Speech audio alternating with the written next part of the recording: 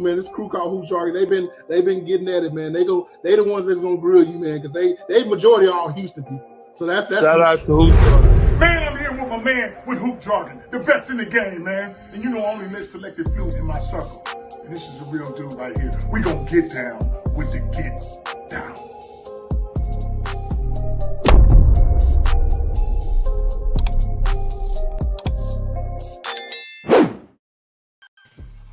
What's up, everybody, man? Salute to Hoop Jargon, man.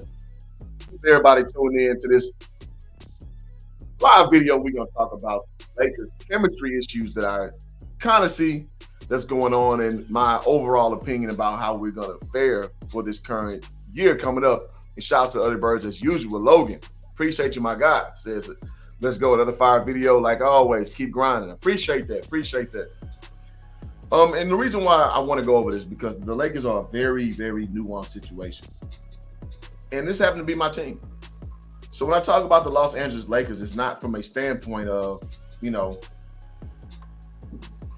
a fanboy per se, or a person who's just indifferent. This is my actual team. Excuse me. It's been my team for quite some time now. So, you know, when I see storylines as such, you know, it's just interesting to see with the Los Angeles Lakers. But without further ado, my guy MO in the building says salute. Salute back, bro. All right, so let's go ahead and look at it. So as I always do, or as I like to do, I like to set backdrop with the mainstream media, what they say, and kind of how it aligns to what my, you know, sensibility is, or like my point of view is. So let's do it. Now this one won't be a particularly long stream. I want to get straight to the point because I got stuff to do. It's Friday. I do have a job, but you know how the line goes for my Friday fans out there. All right. So first things first, let me put my overlay on because, you know, YouTube be hating, man.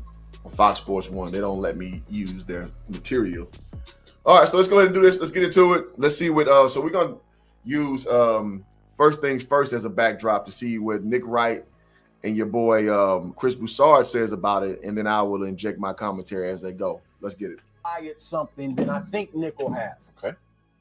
Look, I'm sure it bothers Russ that Patrick Beverley, who hasn't been half the player that Russ has been historically, 10%, and has been there for all of what, 2 weeks, is coming in there acting like he's Isaiah Thomas, like the bad boy Pistons leader, right? Getting everybody. LeBron did go over. Sure Like, LeBron was listening. Yeah, LeBron was listening. But I'm sure that rubs him the wrong way. But that's not the big deal. This is bigger than that. This episode, Nick, is a harbinger of what's to come. And what it is that Russell Westbrook is not built to be a role player. And that's what they're asking him to be. Last night. And you know what? I find that statement funny. Because it's like, you can say somebody's not built to be a role player, but I mean, like, you're supposed to be built to whatever is asked of you. In basketball, it's about, well, any team sport in general, you're supposed to be able to acquiesce, some of your prowess if the situation calls for it. And I don't understand how he's getting such a pass on the front end that, he's not built to be a role player. Like, everybody's built to be a role player. It's just, do you accept it or not? And I think that's more the case with Russell Westbrook. In 25 minutes, he took 3 shots. They want Russ to be a role player, and I think he's sincere. I think he's going to try. I think he's going to say the right things, but it is not in him. He doesn't have the mentality, the makeup, or to be honest, even the skill set. Yeah, he doesn't. And see, again, I don't agree. He does have a skill set. He just does not want to use the skill set. Russell Westbrook is the kind of guy. He's the kind of guy that wants to do things his way. And then everybody always, gives him this clemency. You guys hit the like button on the way in. Appreciate y'all trickling in. People give Russell Westbrook so much headway. They say, well, let Russ be Russ. I mean, who else do you see they do that in the NBA beside him? So he has the skill set. He just doesn't want to use it. And to be honest, brother, that's a you problem. So where it's going to come out, Nick, is things like this: body language, facial expressions, size, and I'm going to give you an example that both of you this will drive the point home. If you were all of a sudden asked by the producers, you know what, Nick, just moderate. Just introduce the topics. Don't let Chris and Wilds handle the debate, giving their opinions. You just drop the topic. That's an idea.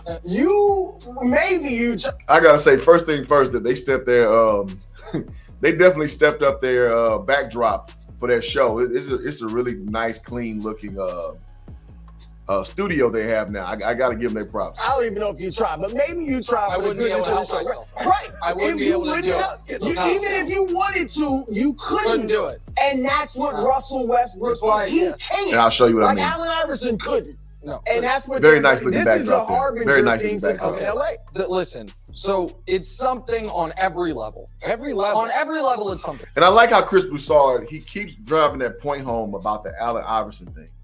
Because Allen Iverson was in a similar position, ladies and gentlemen. Allen Iverson was asked to be a different entity of what he really is, and he just couldn't do it. AI was asked to actually be a point guard, and for whatever reason, that's not what AI wanted to do. AI wanted to still be a ball-centric two-guard, undersized two-guard, and the game just passed him up.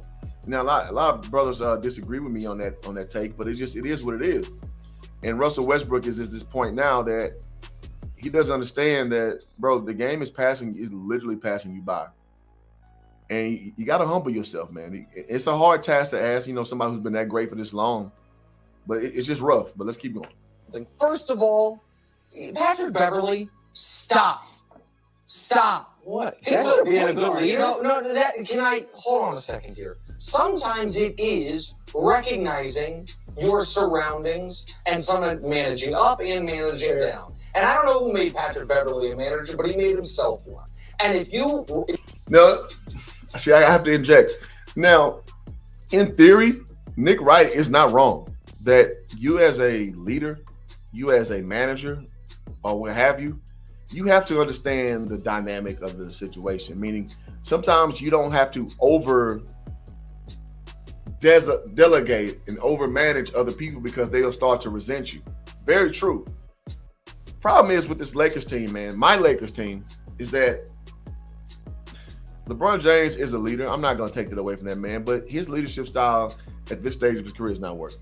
Because obviously his teammates know he's not playing both sides of the ball.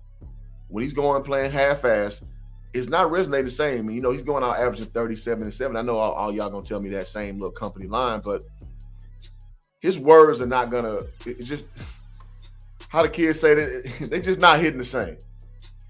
And, you know, and I happen to find LeBron James to be a very disingenuous guy in a lot of ways. And I saw his video today, but I'll keep it out the stream. But I'm sure people view LeBron James for what he is. He's a front runner kind of guy. However, Pat Beverly is a workhorse guy. He's a hard hat, blue collar, roll your sleeves up and get the job done kind of guy. And I think for this situation that's unique for the Lakers, they need a guy like that because right now the biggest problem is defense and, you know, locking in. Like Lakers have no glue guys except Austin Reeves as the roster currently stands. And Pat Bev is stepping into that role because that's what he knows best. And I think it's very warranted for this team because this team is very deficient in that capacity. So you guys hit that like button. I see those numbers are jumping up. Appreciate y'all. So let's get it done. All right, let's keep going. If you have any self-awareness whatsoever, you recognize, you know what? Let me, if I'm going to at the end of the season, be the guy getting everyone together. Let's slowly dip our toes in the pool. Let's slowly build some team chemistry. Let's build some team unity. See, not in the preseason already be barking at guys about defensive assignments and all. So the problem with that theory is the Lakers don't have time for a subtle change. The Lakers, granted, have great talent with LeBron James and Anthony Davis. Russell Westbrook, to me, is not a great talent anymore. But, I mean, you know, he's a name. It is what it is. But the Lakers got to hit the ground running, man. Because, listen, peep game. We have not won a single game in the preseason yet. I know people say, oh, it's the preseason, man. You can't go off the preseason. All right, cool. We literally did the same thing last year. We didn't win a single game in the preseason. And look how the season turned out. So we have to approach this with a sense of urgency, as most coaches would say. And I don't see urgency, man. So I'm not mad at Pat Bev. Again, I'm not a big Pat Bev fan, but you coming in, you got to diagnose the problem properly. And what behooves us is a guy stepping in and coming in and making a difference. That's what I think. Huddling up. So, well, Nick. I'm going to go and let it ride without the overlay. Let's see how it goes. If they strike it, they strike it. Why did LeBron and Anthony Davis listen? Because LeBron and Anthony Davis have two things going for him. Russ is not right now. One is they are so far and away, not only historically better players than Patrick Beverly, but still currently so much more valuable and important and better players than Patrick Beverly that they can almost play. They can, what's the word? Where you not play a charade's the wrong word, but it's not a big deal. Exactly right. Right, but listen, man. Anthony Davis is just not a leader. He's just not. Like, with his actual game, is he a leader? Of course. But his personality and him talking, he's a guy, he's striking me as very unsure of himself. He's a guy that's very he's cool with landing the backdrop. So it's like, it doesn't matter if they are far and away better players because Anthony Davis is not a leader. Pat Bev is the kind of guy, he averaging 2 points a game, but he's stepping in the locker room like, yo, this is my locker room. So personalities matter. So I don't understand this point that Nick Wright's trying to come to, saying what he's saying. They can pay lip service to it. Okay, Pat, whatever you want. The other thing is Patrick Beverly's not coming for any of their minutes. Patrick Beverly's not coming for any of their shots. Okay, Stan stepped in and said they actually beat the Warriors. That's one game. I don't think LeBron Davis played though. Yeah, I mean, okay, so towards the end, people started to pull that starter. So, all right, I'll give them that. So, one game, but overall, it's not a great showing from these guys. And so, just like last year was not as well. So, I mean, you're not going to piss on me until it's rain. But fair enough. Coming for anything. Patrick Beverly, so it's something that Beverly is going to get on everybody's nerves. And while LeBron might be able to deal with it in a preseason game that doesn't really matter, let him bark at LeBron in the fourth quarter of a game that does matter and see how it works. And he will, probably. Of course he will. Because he thinks every team is the Timberwolves, where he also thinks he is the reason the Timberwolves made the leap, not Anthony Edwards. Because he's just totally delusional about where he is. But here's the other thing that's a problem. I find that rich. A guy like this talking about somebody being delusional. Nick Wright, he literally has highlight reels of just flat out lying on basketball. So you talk about some delusional. This dude leads the charge of delusional. So I find it funny. He gives somebody that designation because that's what Nick Wright is. He's a very delusional guy. And look no further than if you look back about 3 months ago, for the NBA Finals, I gave a whole rundown about how his takes were so bad. about the Warriors and the Celtics series. And each video was before the actual game. So I gave you how poor his assessments were and why they were poor and how they had no forbearance on the actual game results. So I just find it funny he uses terminology like that. This is a very interesting choice of a wardrobe as well, with the stripes and the that boy looked like he got dressed in a dark closet, man. I don't know. Nigga, right, get together, man. What Bruce said is correct. And Russell Westbrook, while he's been a professional and he's been a good soldier throughout this, does not want to be there. Nobody wants to be somewhere they are not wanted or somewhere they are not needed. And I don't think Patrick... Agreed. The problem is Russell Westbrook is not wanted by anybody, like, period. I think the only place he probably can go is Indiana. Like, nobody wants Russell Westbrook. Maybe OKC. And maybe not this year, but if they can sign him for the cheap, I'm sure OKC would bring him back for the nostalgia factor. But I mean, who wants Russell Westbrook a part of their team right now? Russell Westbrook thought he was going to end up starting the year with the Lakers. But he is going to end up starting the year with the Lakers. And the reason, the last point was I think it's something is, I think it is really important that the Lakers not get off to a brutal start. And their first handful of games, Warriors. See, this is what kills me about these guys who work the media sector. This is supposed to be a high-level sports commentator. He says it's important the Lakers don't start off terrible. Listen, man, a fifth grader could give you that. Of course, it's important you don't start off terrible. Like, how is this insightful? I don't understand this. Of course you want to start off properly. Like, come on, man. Clippers, Blazers, Nuggets, Timberwolves, Nuggets again, New Orleans. Wow. That's risky. Now That the could be- West is a Yeah, that's a brutal start to the schedule. That's a brutal start. whole is brutal, but that could be 2-5. That could be 1-6. Yes. Like if Portland's like the only one. Portland's in there, the I'm only like, one okay. in there that you are certain the Lakers are better than. Portland's the only one in there you're certain. Salute to my guy. We gonna pop up on the StreamYard side. I see you on the Facebook side. I'm sorry, the YouTube side. My guy, the Pope in the building, says, "Shout out who, man? Shout out, bro. Y'all go subscribe to my guy, the Pope B. Frank. Let's keep it going." The Lakers are better than. And this whole idea from the Lakers front office is, oh, we're gonna try this, and then if it doesn't work, we're gonna pull the ripcord. We all know they're eventually gonna pull. Now, I agree with this wholeheartedly. The Lakers, we should have gotten rid of Russell Westbrook months ago. I don't care what Indiana wanted back. Give them what they want because it's addition by subtraction. You got to get rid of this contract. You got to get rid of that player because he does not fit what you're trying to do. And they're going to go on to talk about how Russell Westbrook for this last preseason game, he come off the bench. You think Russell Westbrook wants to do that? Absolutely not. Absolutely not. So it's just so funny how these things lay out because it's like, dude, what more do you need to see? It's time to come up under that contract, man, because it's just not a good fit. It's just not. Pull the ripcord. And you're going to wait 2 weeks, you're going to wait 6 weeks. I don't know how long you're going to wait, but by the time you do, you're going to be starting from a disadvantaged position. Because not only will you already be behind the standings, not only will you have to build team chemistry on the fly, but these moments of learning to deal with Patrick Beverley and learning to play together with whomever is going to replace Russell Westbrook could have been done in the preseason. Instead, they're going to be done when you're already in 9th place. And so it's just incredibly frustrating. It's the frustration. I mean, what's frustrating about it, besides you being a LeBron James worshiper? Like, you're not even a Lakers fan, bro. Like, what's so frustrating? I don't understand why you.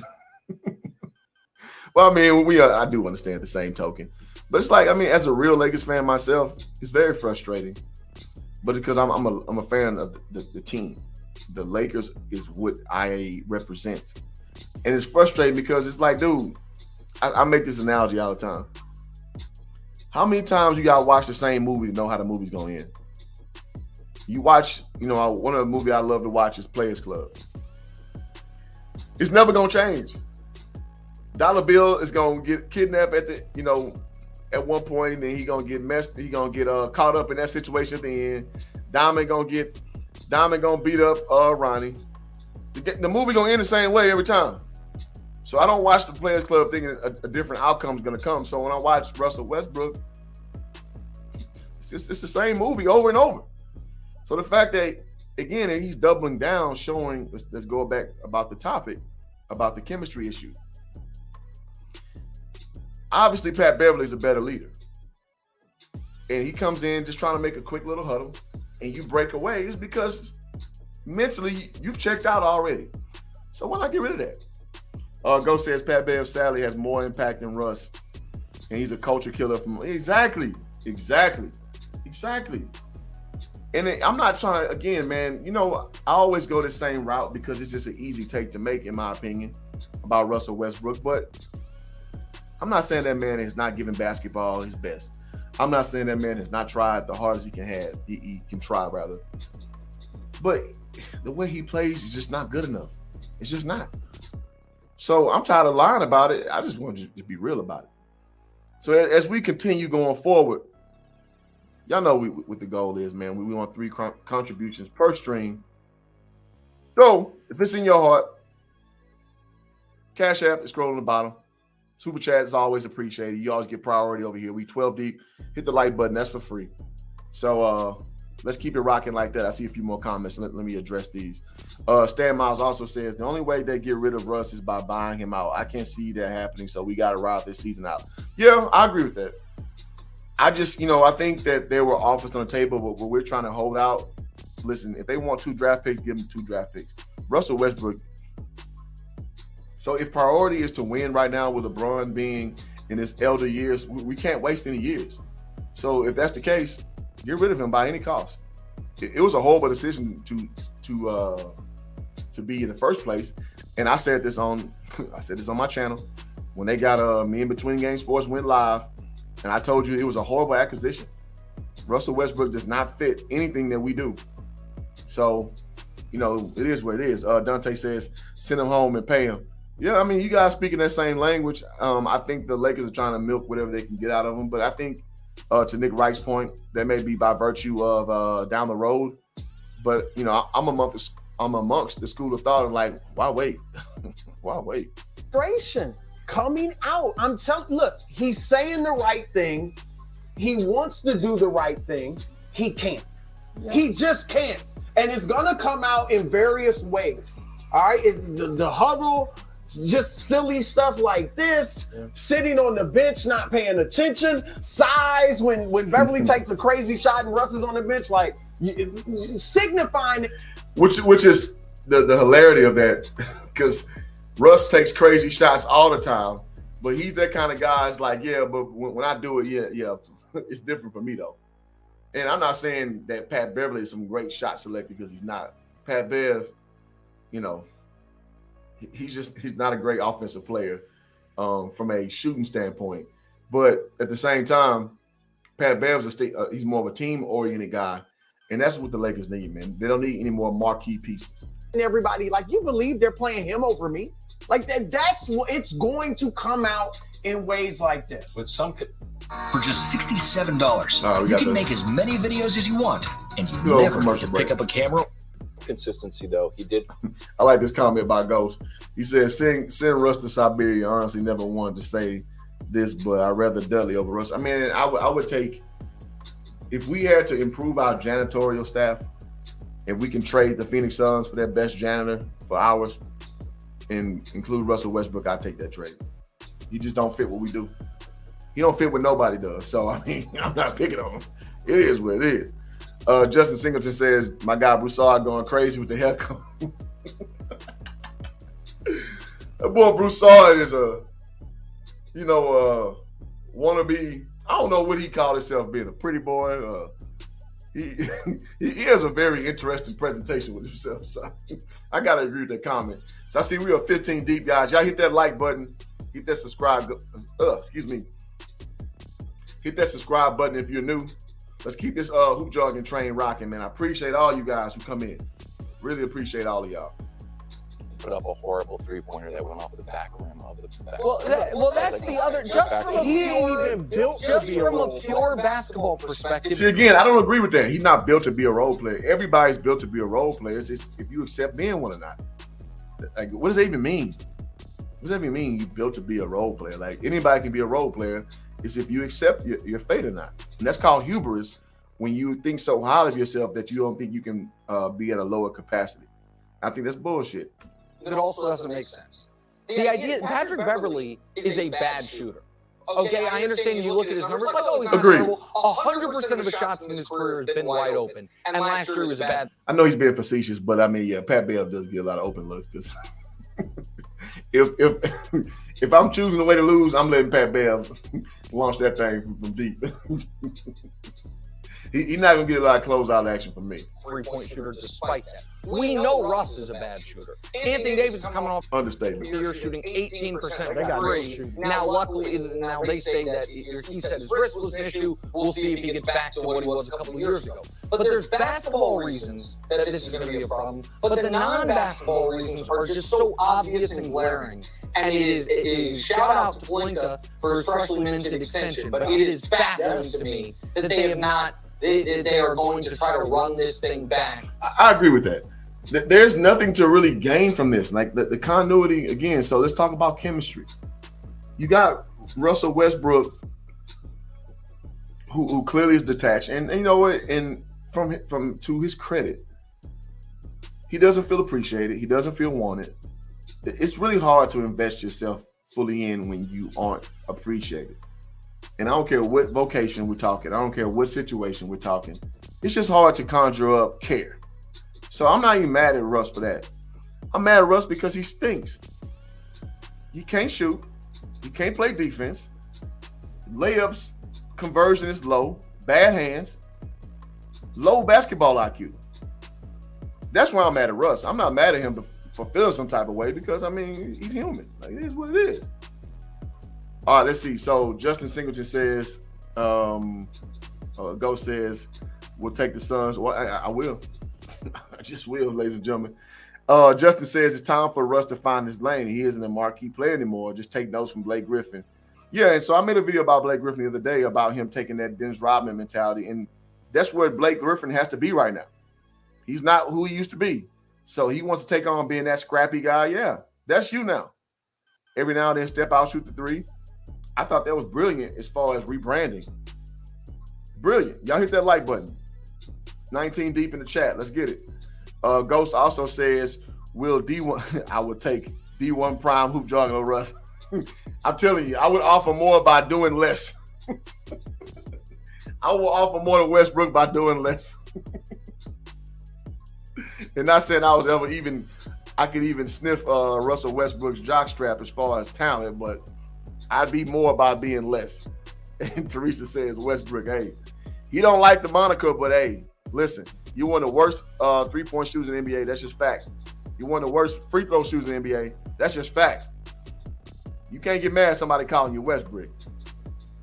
So who's with that facial? Broussard like Michael Eric Dyson. He does.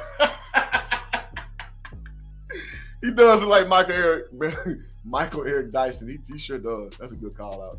All right, so Brendan Barr says, nah, let Westbrook cook. Cook what? Cook what? Ramen noodles? 2 minutes? What has he shown in the last 5 years that letting him cook is a smart idea? Talk to me. So I'm going to drop the link in a little bit, and I want you to come up here and tell me, Brendan, well, what does he need to cook that's going to improve what the Lakers are doing right now? Please, I would love to hear that. I would love to hear that. With the minors like that. To Pelinka from Pelinka. Yeah. And here's the other thing. If Russ could be a role player, right? If he's fine setting screens, running, back cuts and just running the floor. If he were good with all that and the body language wasn't bad, guess what? He's not Russell Westbrook. You're not getting the... That's okay, though. You just want a player on the team. Like Russell Westbrook, the brand, that's done. You want a productive player, so he does like Michael Eric Dyson. That's a great call out. Benefit of having him there. Right. You might as well be playing Austin Reeves because he's probably a better role player than Russ is. I know, but that's where I think they're at. Let's check in on the Fox Bet odds for the Lakers championship. Currently at number 7. Cut it out. The Lakers not win no damn championship. Cut it out. We got continuity issues, man. We got people who, man, you know what? I'm not even trying to pick on Russ. We got so many problems on our roster. Big man being one. LeBron James not playing defense being one, AD not being healthy another, and being soft. How are we seventh most likely to win the NBA Finals? Like, how? I don't get this. It's 1,300. Nick, do you think it's more likely the Lakers win a title or miss the playoffs, which they're going to do? Okay. No, I'll be very clear. No, the Lakers won't miss the playoffs. Excuse me. Barring some type of injury situation, I don't foresee that. I don't see us not being in the playoffs, but us being a real title contender, I don't see that. I am not picking either of these things to happen. I do not think the Lakers are going to miss the playoffs, and I obviously do not think they're going to win the title. Okay. But if I'm forced to, if you were telling me one of those two things is going to happen, then I'll say win the title. Because some things would have to happen. They'd have to trade Russ. Anthony Davis and LeBron would have to stay healthy, right? Those are the things that would have to happen. Correct. I believe LeBron's going to play more than 60 games this year. I don't think LeBron's going to suffer another injury. Anthony Davis, that's a coin flip. He's saying the right things. Can I push back on LeBron? Sure. How many games he's going to play? Do you think there's going to be built-in days for him to take off, Yes. like injury prevention days? Yes, He has to. At 38 years old, he's about to be 38 in December. I'm currently 38. Your body just can't take the same abuse anymore, and that's why I don't think we don't have championship implications. I think a lot of people like to mask what LeBron James actually is because they just go off the numbers. LeBron James is not a top 10 player anymore. I'm sorry. He's a top 10 name, but from what he actually brings to the table, as far as a whole basketball player, he's not a top 10 player anymore. No. That's just my honest take. So, then there's that. Let me catch up on these comments. All right, so Brent Barr, he laughs after my statement. Yeah, man, I'm just saying, bro. Russell Westbrook ain't gonna cook nothing, bro. Rap God says I would take LeBron Westbrook. Hey. Anything. I take anything from Russell Westbrook. He's just not gonna help this team out, in my opinion. Stan Miles says Russ actually should have come off the bench last year, but they're too scared to pull the plug. Absolutely. Dante says the Lakers bench is horrific. I won't go that far. I think our bench is a lot better than last year. Last year was horrific. All those old dudes, Bazemore, Ariza, Melo. I said this again on wax. I was like, hell no. There's no way that works out. Too old. No, the game has passed those dudes up. All right, so Singer says my man Broussard get hair color assistant from Walgreens. Just Singer said, I said the other day that Lakers fans are on the eggshells every time Anthony Davis plays. Nobody knows when he will get hurt again. Absolutely. It's very nerve-wracking to be a Laker fan because when you watch this play out, everything has to go right. And in my opinion, it's just a poorly built team. It just is. Stan Miles says, Russ with the second squad may actually be a better fit because they're young and are playing horrible. His counterpart. No, man, it's like, dude, Russell Westbrook is a really good individual talent. And the problem is, in this game, there's a lot of individual talent in a lower stead that's just as good as him.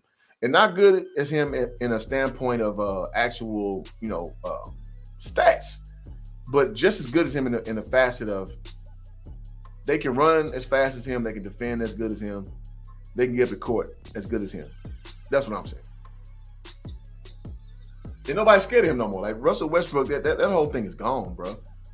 There's so many 6'3" guards who can dunk on people and run the floor like that. That's the common thing now. Like he don't stand out. Westbrook don't play the same since he left OKC. I don't know what his problem is. Yeah, no, great comment, Teresa. And I'll tell you what his problem is. His problem is he has extremely low basketball IQ.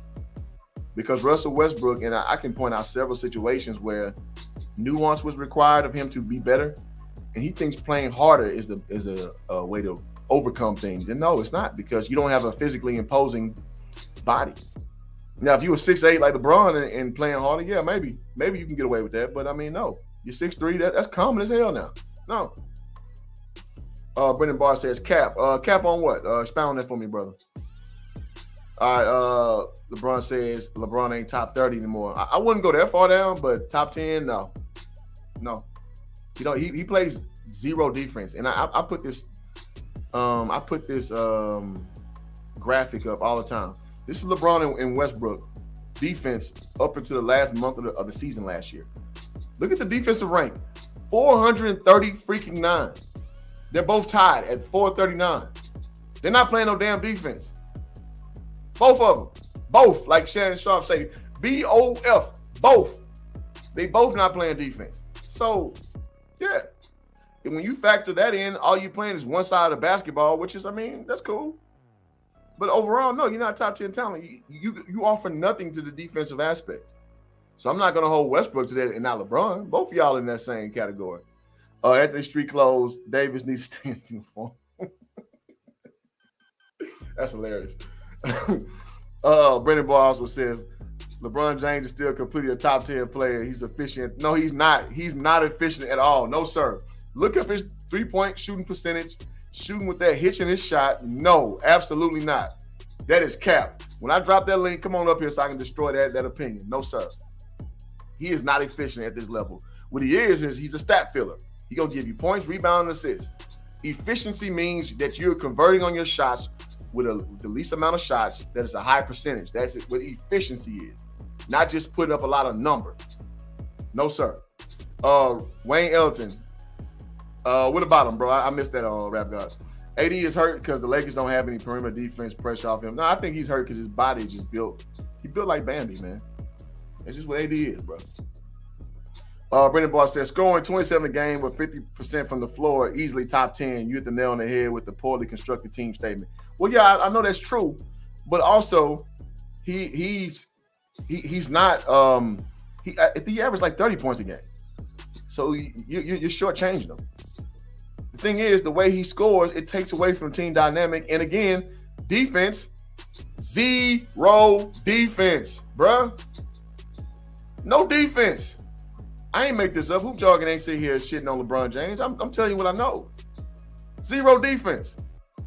It is what it is. Defense is literally half of the game of basketball. And I understand everybody can't be a defensive savant. I understand that. But literally, you're giving no effort on defense. No effort. We see him walk so many times because he ain't get the ball like he wanted. We see situations when Kyle Kuzma is pushing him into position because he's so poorly playing defense. In their book. See what they got. Got him out to close out. In their book. See what they got. Got him out because he's not playing defense properly. It is what it is. I think he's understanding the importance of conserve. Don't listen to Hoop Jargon. Listen to Kobe Bryant talking about LeBron playing. I think he's understanding the importance of conserving energy. You see him operating at the elbows. You see him operating below the free throw line, right? Deep corner. And from those positions, he can take 1-2 dribbles, raise up and shoot. He can get to his spots. He can get to that right shoulder very comfortably where he can fade away from. But yeah, he's certainly evolved that in his game. I mean, he didn't have that when he first came into the league. He's evolved his shooting. He's evolved his ability to post and fade. And it's been, I think he's understood. So it's still a work in progress with him playing all elements of basketball. And he still don't have it down yet. I'm sorry, man. It is what it is. Rap God says, for me, top 30 players have to defend. I agree. I wouldn't put LeBron no lower than like 11, 15 range. I put him around there. I'm not gonna put him way down there because at the end of the day, no matter how bad his defense is, he's still a franchise level guy. He just is. All right, so I told y'all Anthony Street. That's great. Yeah, you can't wait. Come on. Yeah, I got you, bro. Trust me. Because I'm gonna let you state your case. No problem. Wayne Ellington was on the Lakers last year. Okay, got you. Yeah. I think that's Wayne Ellington's second stint with the Lakers, I believe. Trevor Reeves' like 15th stint with the Lakers. Justin Singleton says, these are days big men don't last like Anthony Davis. Folks are going crazy with Wembanyama. They need to worry about nagging injuries. Yeah, I'm a little concerned about that too. Wembanyama, he is the truth. But I am a little concerned about his longevity. I got to agree with you on that. I hope, my inclinations are incorrect, but yeah. I think LeBron is going to go through this year without suffering a significant injury. I think that people are assuming he will. I mean, Nick Wright, you always look for the sunny side for LeBron James. I mean, you know, it is what it is. At the end of the day, he's about to be 38 years old in 2 months. I'm not going to act like it's a lock that he won't. Injuries obviously happen. But I also don't think he's a guy whose body is breaking down. I think he's a guy who has not recovered from injuries as quickly as he did as a youth, in his youth, which was instantaneous. Wouldn't that be the definition of breaking down? The hell? But I have seen the Lakers win. I like this comment by Teresa. She says, do you think the Lakers are going to win 50 games?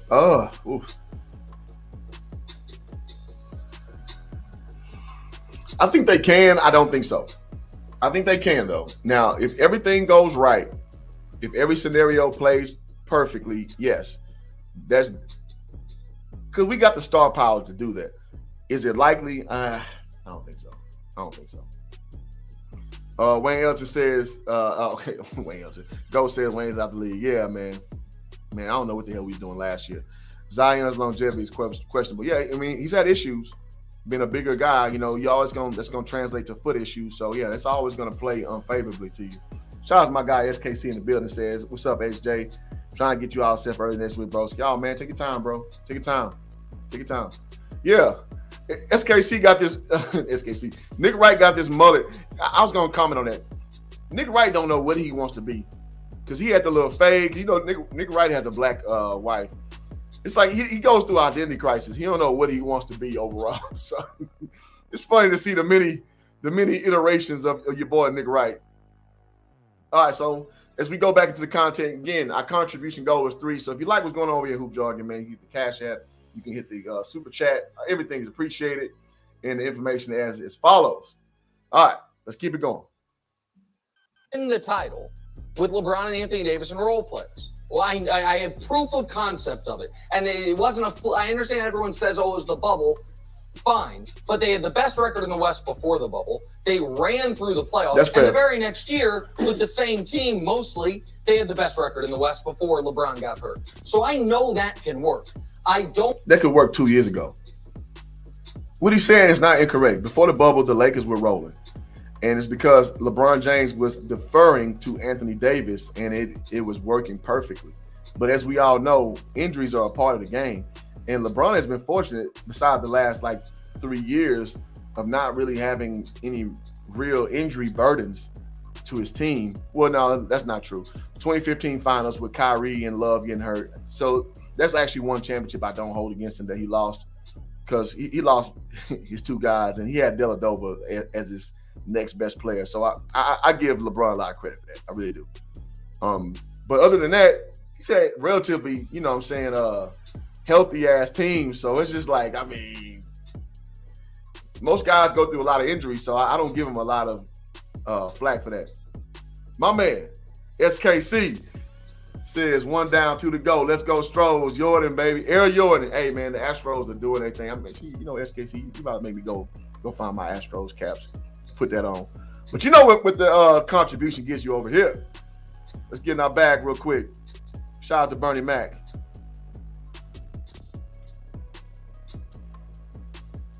Money, yeah. Money, yeah. Shout out to AJ Johnson and Bernie Mac. Rest in peace to both of those brothers, man. I told y'all Players Club is one of my favorite movies of all time. So shout out for SKC for doing it. You know, Super Chats get you priority, so let's keep going. Don't think the Lakers are going to be a disaster again the way they were last year because A, I don't think LeBron and AD are going to get hurt, and B, I think they aren't going to try to keep it in their head. Based on what, though? Based on what? Just because you don't think so? I mean, they've shown a propensity, especially Anthony Davis, to get hurt.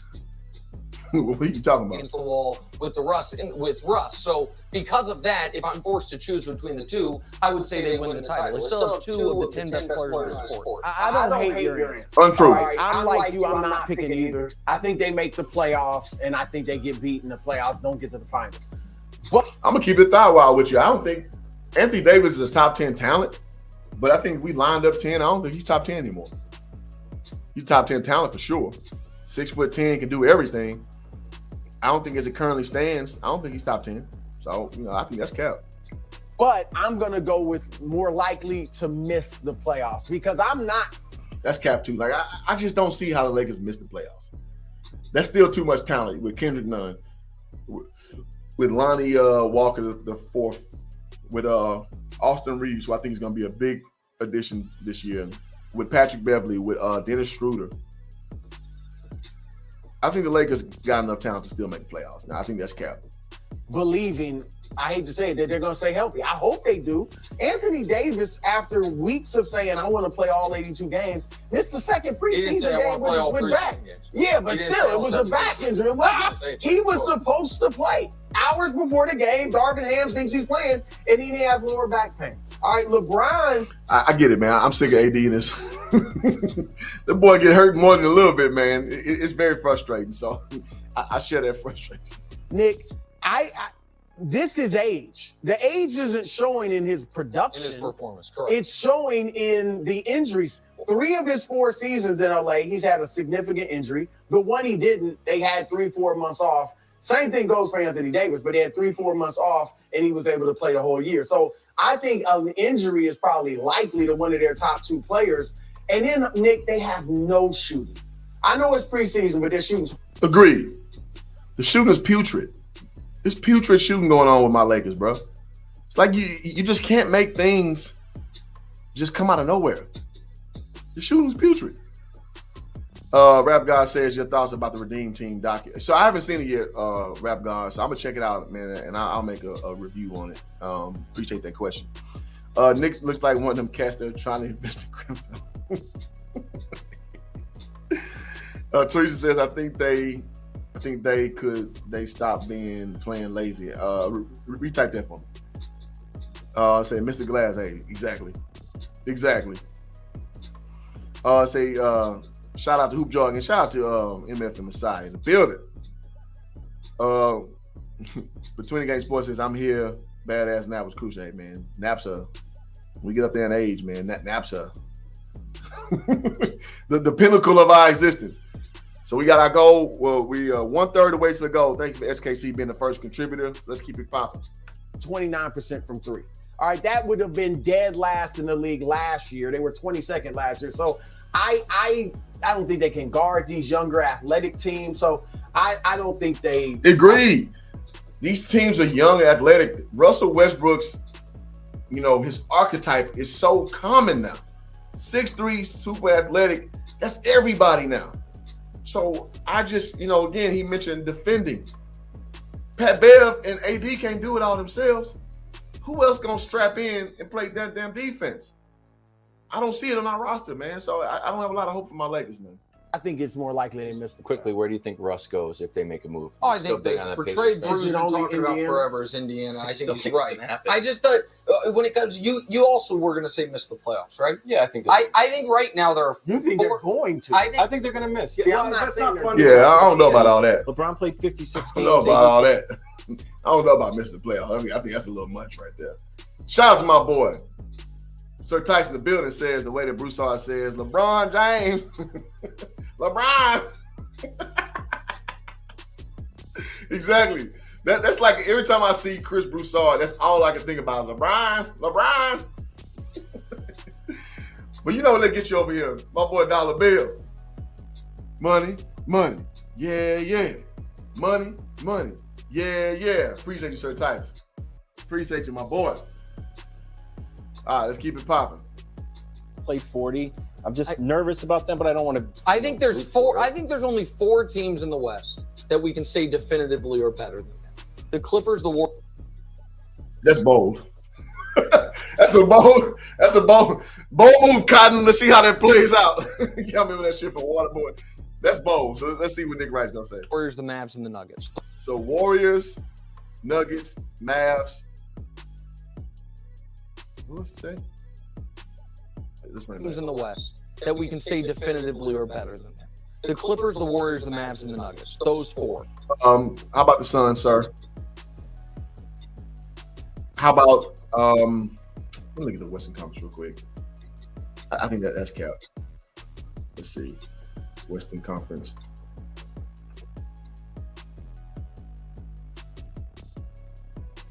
Shit, the Grizzlies. The Grizzlies are a better team than us right now. Yeah, we talking about Nick Wright. That's at least 6 teams better than us, definitively. Can I have another one?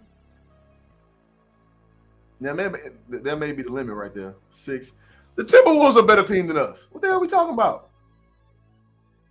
What? Come on, Nick Wright. Cut it out. Cut it out, sir. These dudes get national jobs, man. Just be talking. He said there's 4 teams better than the Lakers. No, sir. No, sir.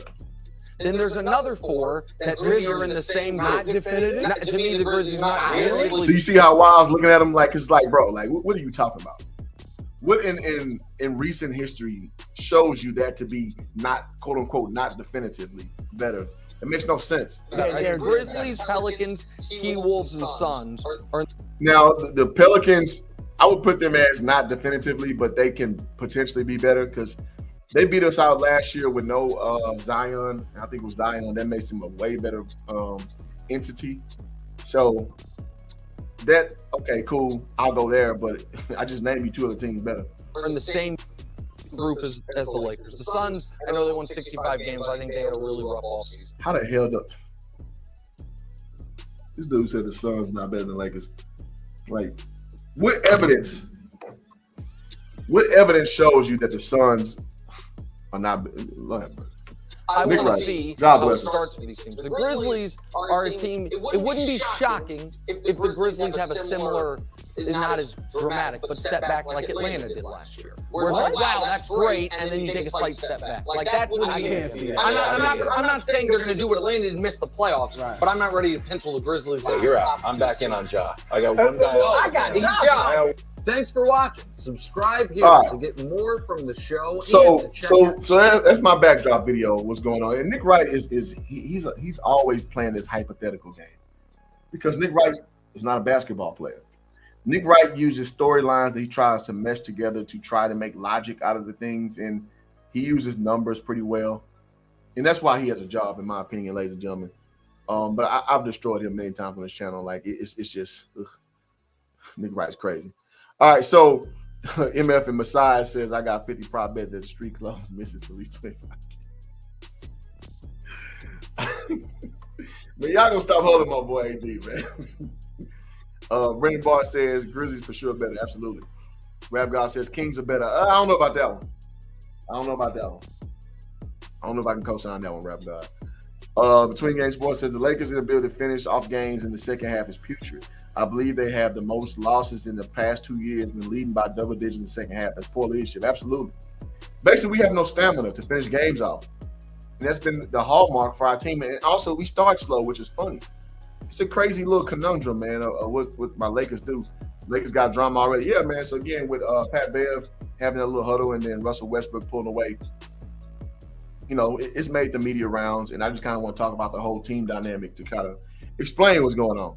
So we all know that Nick's humble begins at Houston radio. He made a career. Yeah, exactly. And that's why I can't take Nick Wright serious because I know where he started. I know he started. So it's just real funny to see where he is now. It's like, dude, you're a little pipsqueak, in my opinion. I stand on that. All right, but let's open it up. Let's talk about it. Hoop, you tripping? Hoop, I agree. Let's do it. We're 16 deep. Y'all hit that like button. We are 2/3 to our goal. So if you got a different opinion or if you got a different perspective, let's do it. Bring it up here. Let's talk about it. Because I just think the Lakers, you know, we have a lot of names on our roster. It don't feel right. Like Cedric the Entertainer said, it just don't quite curl over the right way. The way our team is constructed. And I just think that for us to be back to championship level. So again, I got my Lakers championship shirt on. I don't know if you can see it. Champions at the bottom, 2020. It's a bubble championship, but it is what it is. It was only $5 at Ross, so I made that purchase. It's $5 at Ross, so I made that purchase. So I'm gonna support my Lakers, man. You know, even though I hate this team as it's currently constructed, it is what it is. But you know, I'm not the GM. It's not up to me to do it. Bryn Barr says LeBron top 10 player, no question. Let's do it. Okay, come on up here. I want you to hear your case of why LeBron James is a top 10 player. I want to hear it. But maybe you may change my mind. You may change my mind. So come on up here and tell me about it. But as we go forward, I think it's very telling that the Lakers brought in a guy like Pat Bev, brought in Dennis Schroeder. But they still trying to sell you on the fact that Russell Westbrook is, what Darvin Ham himself said it, that Russell Westbrook is going to be a main piece. Hey, the math ain't mathing, bro. The math ain't mathing. Because what you're showing me is you have basically a contingency plan in place. And when it's just blatantly obvious to get rid of Russ, you got 2 point guards on deck. That's what that tells me. And now you're saying that Russell Westbrook's going to come off the bench and be the leader, the quarterback of the backup. Cool story, bro. Cool story, bro. The math ain't mathing. As you see, sometimes who's the biggest Laker fan, fanatic, fantastic hoop jar, and you have that talk. It would be a fun show. Yeah, I wouldn't mind. I would love Mr. Fantastic to hop on the show so we can just talk our Laker affinity. Because I gotta be honest, I'm the most honest Laker fan probably out, because I will shit on my team if they're showing to be shitty. Cowboys fan, hey man, I keep it trill with the Cowboys as well. So I don't know how Fantastic gets down with that, but yeah, I would love to have him on the show. SB Sports Talks, man. My guy SB, man, I ain't seen in a while, bro. He said salute Hoop Jog in the chat, man. Salute back, bro. Good to see you, man. Good to see you. SB, another guy whose opinion I respect, because you keep it nice and tight, man. You say what you mean. You don't get overzealous, and in these YouTube streets, man, YouTube gets ridiculous. I tell you one thing, been a content creator for almost a little over 2 years. It's just hilarious. YouTube a funny place, man. It's a funny place on many levels, and most of these gentlemen who subscribe to my channel know exactly what I'm talking about. It's crazy. But come on up. Okay, my guy Brendan Barr is up here, man. Let's have you up here, bro, and state your case, man. What's up? What's going on, man? I don't know much, bro. How about yourself? Hey, love what you're doing. Love what you're doing. I'm glad to show some support. Appreciate it. I just had to comment on that because. Go for it. All right, I'm a LeBron fan. I am. I'm not delusional. I'm not one of these people that's going to come out here and defend him to the ends of the earth and say he's the greatest thing since sliced bread. That's not me. I'm objective, but I am a fan since day one, since he came to the league. All right. That being said, I just had to preface my comments. Fair enough. All right. That being said, your statement, your main argument you were using against LeBron is you say he doesn't play defense. Mm-hmm. All right. Now, he has some real bad, plays, highlights where he's not playing D. Like the one you showed where Kuzma pushed him over there. Mm-hmm. That was bad. I'm not going to front. All right. But what's the main stat in the NBA analytically that tells you how much defense a player is playing? Defensive efficiency. Be more specific. It's like a defensive rank that they have. It's win shares. Or win shares too.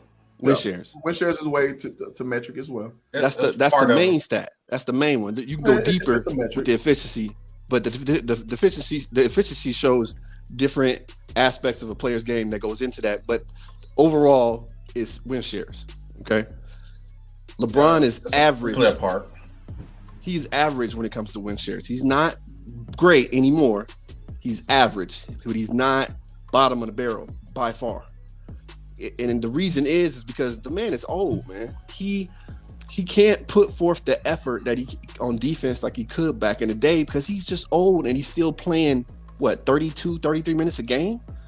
I mean, he's still playing defense at an acceptable level, not elite, but acceptable. Bullshit.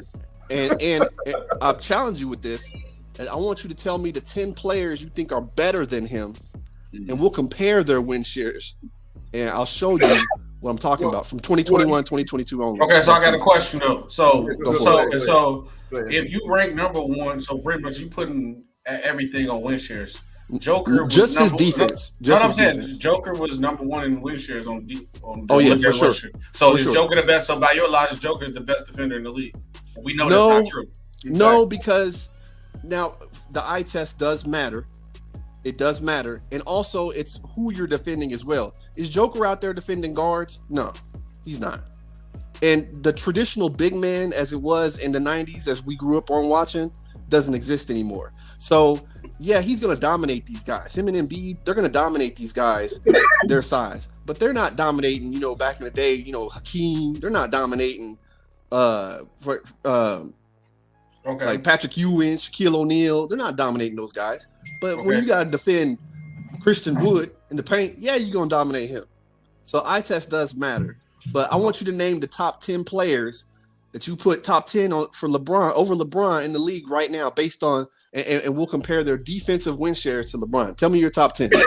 Trae Young is ranked number 6 on the defensive win shares. I just want you to know that. And Trae Young's up there. Trae Young is a great on-the-ball defender. One of the worst point guard defender. That's not true. Trae Young is not that good. He's a great on-the-ball defender. He's one of the worst. He's too small. First of all, he's small, exactly. That's why. But I'm saying you put too much emphasis on win share. That plays a part.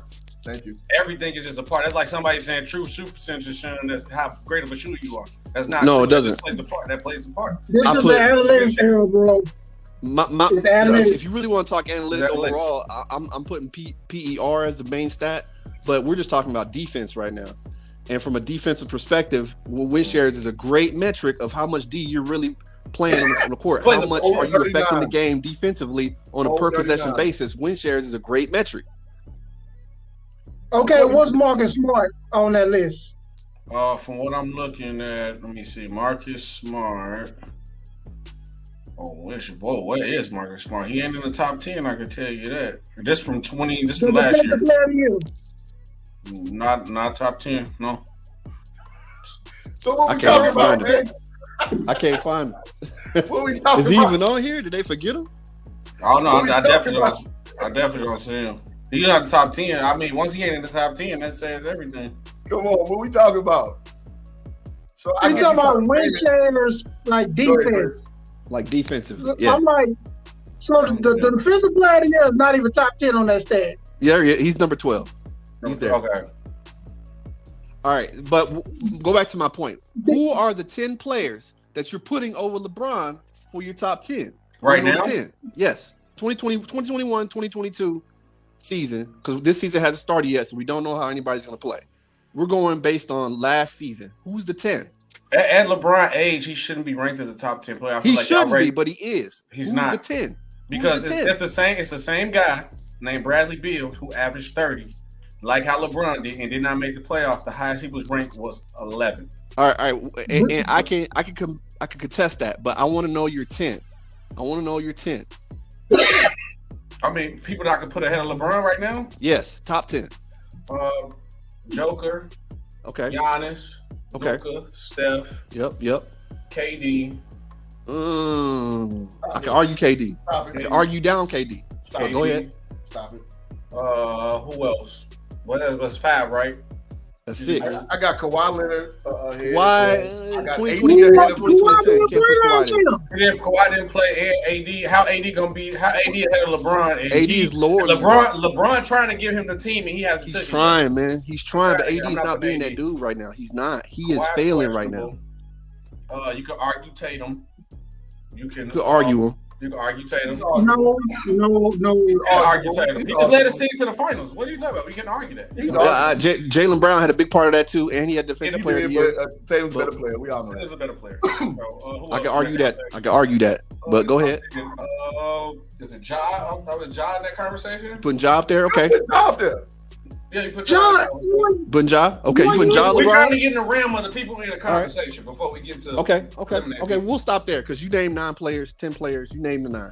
Oh, Joel Embiid too. I know I was forgetting one. That's all. Joel Embiid for sure. You put Embiid over him? Embiid, hell yeah. I will accept that because of how much Embiid means to his team. I will accept it. Oh, he's just a better player. I think LeBron, even if LeBron's still top 10, he got to be in the bottom 10 just because it's his age and y'all or because y'all just got LeBron fatigue and you tired of hearing his name and you ready for more. No. LeBron kicked in many years ago.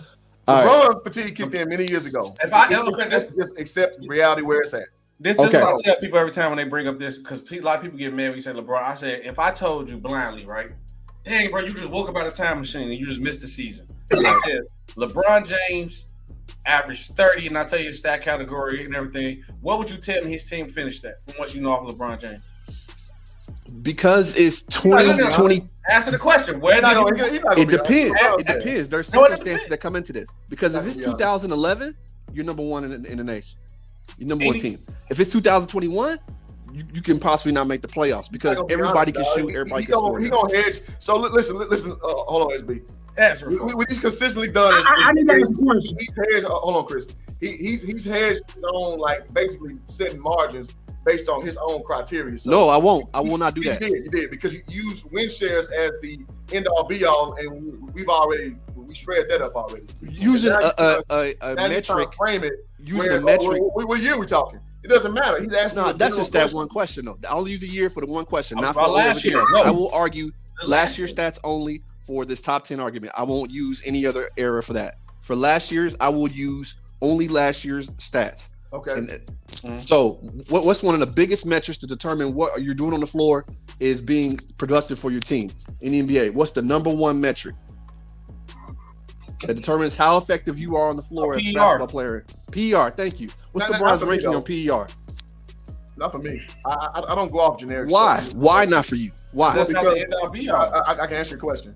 Because, those kind of metrics, in my opinion, are made for the novice to follow the game. So they make these small little metrics that you can just go be a nerd like Nick Wright and just pull up a stat. PER is novice? How is that novice? Look at the stats that go into it. Because, hold on.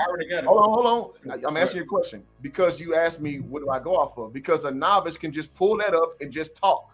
Yep. If you don't understand other nuances to the game, I got more for you. I don't go off metric. PER. You're gonna go off a simple metric. You're gonna go off a simple metric. Nope. And you're just gonna talk. Nope.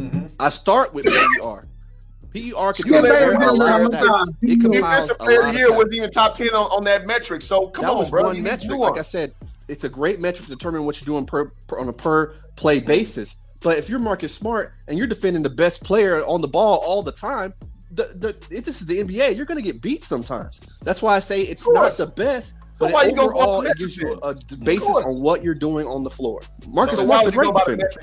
Why would you go by the metric? Because you're absolutely right. Because on an average basis, it's telling you on an average, it's a ballpark figure. It's telling you where a player is. It's ballpark. Exactly. But he's not bottom of the barrel, is what my point was. He's in the middle. That was my argument, he's over John Morant. Right. That was never our argument. Here come my other point too, though. Right. You got Trae Young in there. Is Trae Young a top 10 player?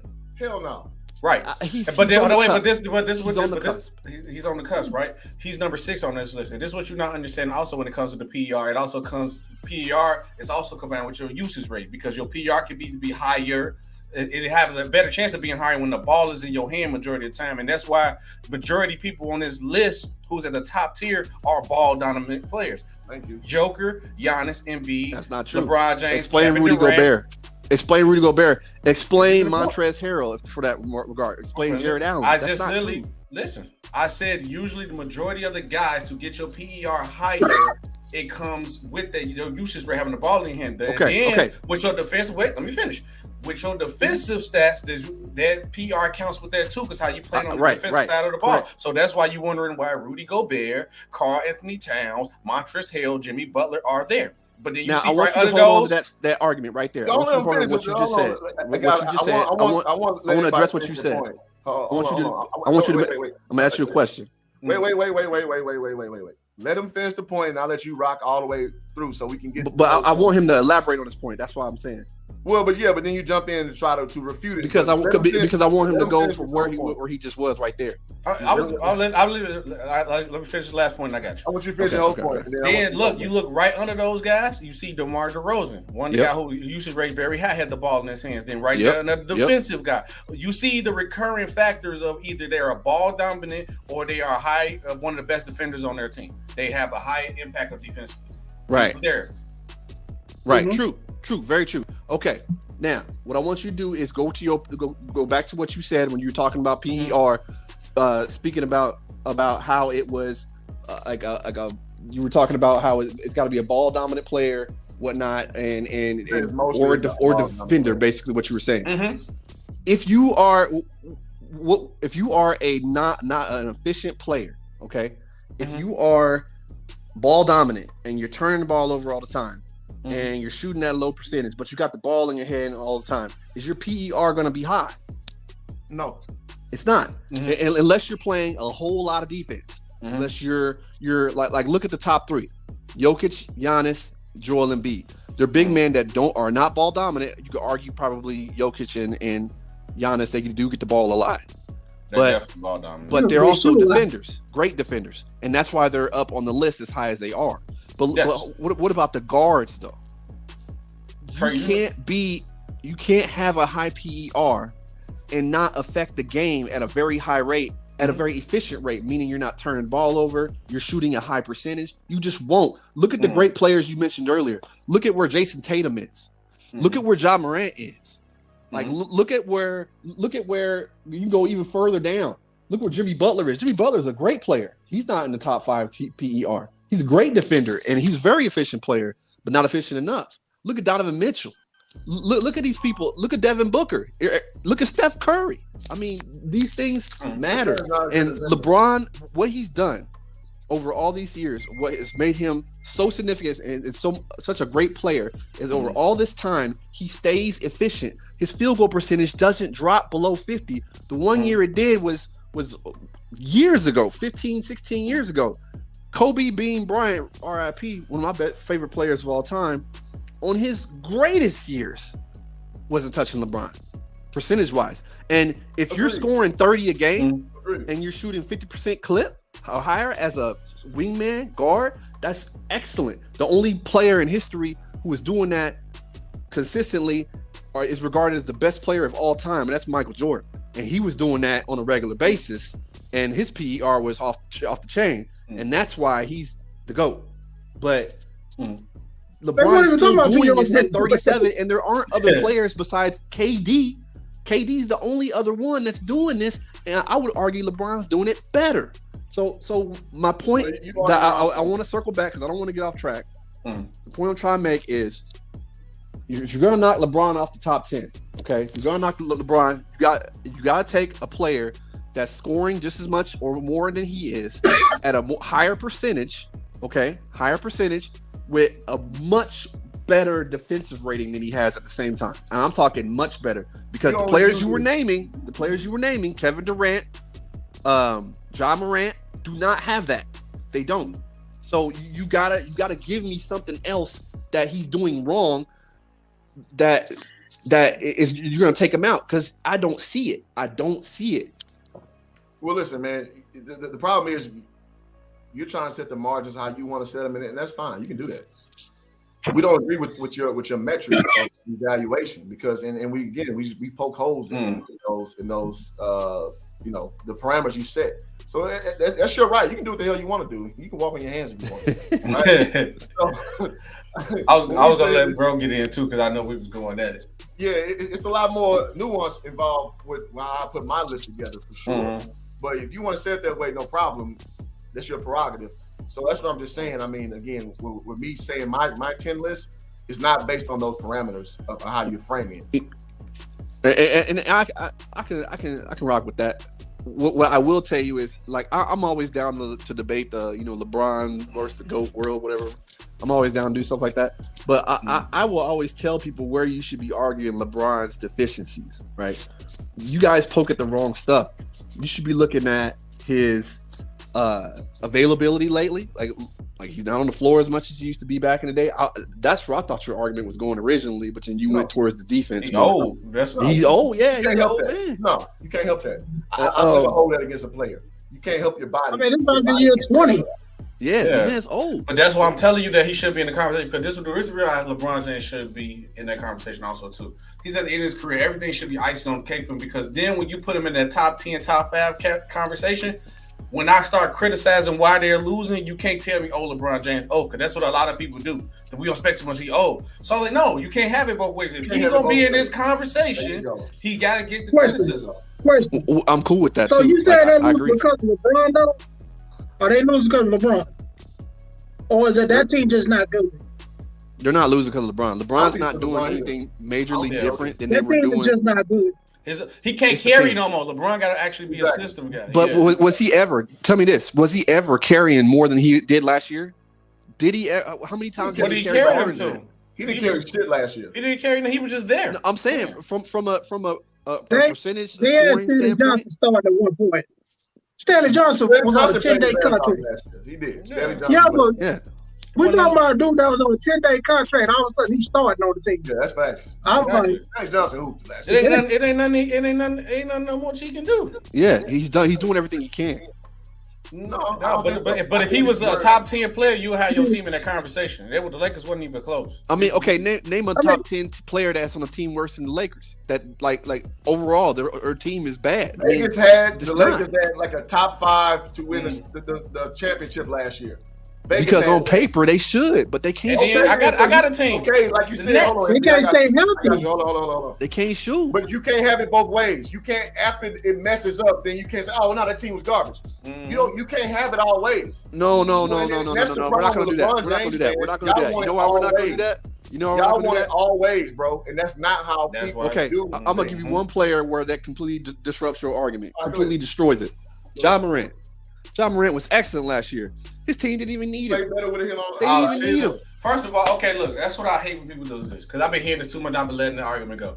Stop saying the team did not need Ja Morant. That 100% said. Okay, now pause. Oh, yes, they did. Because pause. This same team that the Grizzlies team was a lottery team to get Ja Morant, right? Right. As soon as Ja Morant put that jersey on, their team became a playoff contending team. Now all of a sudden, all 1 year. Because they didn't add nobody crazy to their team. Everybody's been there, drafted, or already been there, and they was a losing team before he got there. So don't stop with this narrative. That's everybody. With the Grizzlies don't need Ja Morant because they had a positive record without him. Because y'all also not considering who the Grizzlies played during those games. If you go back and look, you might talk differently on that too. And John them busted Lakers behind. But that's not. But I guess you're kind of not understanding what I'm saying when I say they didn't need him. They didn't need him to be who they were. In order in the NBA playoffs, we all know if you want to advance and you want to win the title, you got to have that dude. Because at the end of the day, when the ball slows down and it's in a half-court situation, you just got to have a guy that can just win. Absolutely. But when it's their regular season, game number 61, Ja can be on the bench and they're gonna blow somebody out 130 to 80. Like because they're playing the Sacramento Kings. But or they go to Milwaukee when Milwaukee's the number 1 seed and blow them out of the gym and lose me. Dang, $4,000. But bro, it means they have a good system, and when you have a good system, facts. You're able to still function without your main piece. Facts. Seen this with Golden State.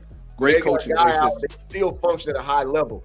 Yep. That's a testament to the whole team unit. Facts. So Facts. what you said was perfect. That when it's time to play half court, though, when it's time to be condense that game down, you need your guy out there. Yes, sir. Yes, sir. Yeah. A perfect example, my favorite player, forget the year, I don't care about the year here. The Bulls, Derrick Rose era. We needed Derrick Rose when Derrick Rose started getting hurt and all the other guys, Jimmy Butler, Joakim Noah started rising and being the guys. We still needed Derrick Rose. Without Derrick Rose, we would never got even as far as we did. I love that Bulls team. Yeah, that's my Jimmy Butler is your father. I love that Bulls team.